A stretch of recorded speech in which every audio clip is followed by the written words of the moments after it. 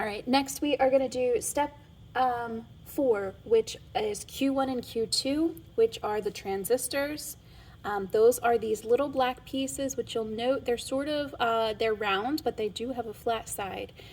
Both of them are identical, so both of these that I have here are identical, but one is going to be mounted with the flat side facing up, and the other is going to be mounted with the flat side facing down. So I want to kind of show you the one on this side, which is, let me grab this actually with the tweezers, which is the side closest on the, that's aligned with the blue wire, is going to have the flat side facing up, and then the one on the opposite side with the red wire is going to have the flat side facing down.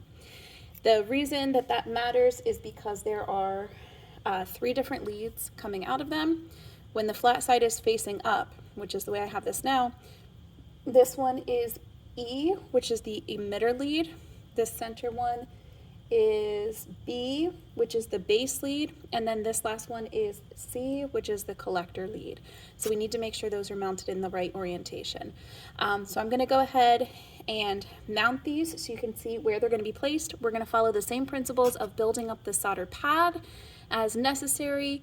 We're going to cut the lengths of the legs as required, and then we are going to actually attach these.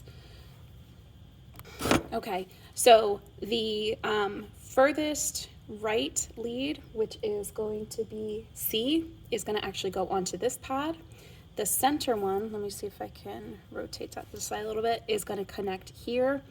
That's B, I believe. I'm just double checking. Yes, B's in the center, and then this is going to be E. So I'm going to go ahead and build up those pads.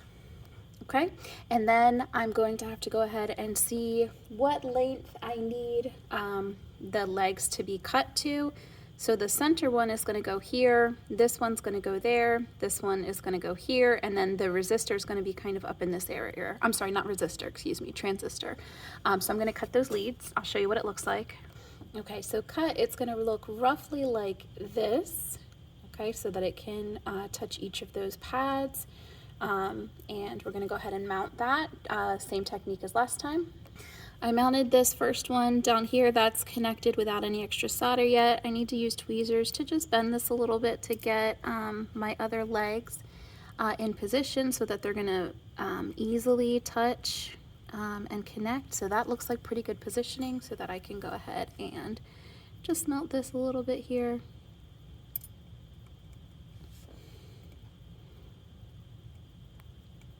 It's taking a little finagling. All right, that's connected, as is that. And then I'm just going to add a little solder on top. Let me see. So just a little, not a lot. I don't want this to really move. Okay, that's one. Going to do a little bit here and a little bit here. A little more. All right, that looks pretty good. I'm going to go ahead and do the other side. Before I do that, I'll just point out, remember this side, the blue side, the flat side is up. The opposite side over here, the flat side is going to be down. And it's going to be sort of like the same places. So it's going to be here, down here, and then back over here connected to where the LED already is. All right, I've added the base parts for my solder. Then I'm going to cut the leads for the second transistor. All right, I've cut the leads. I'm going to go ahead and connect this bottom one. Again, trying to be careful not to touch the wires. All right, that's roughly held.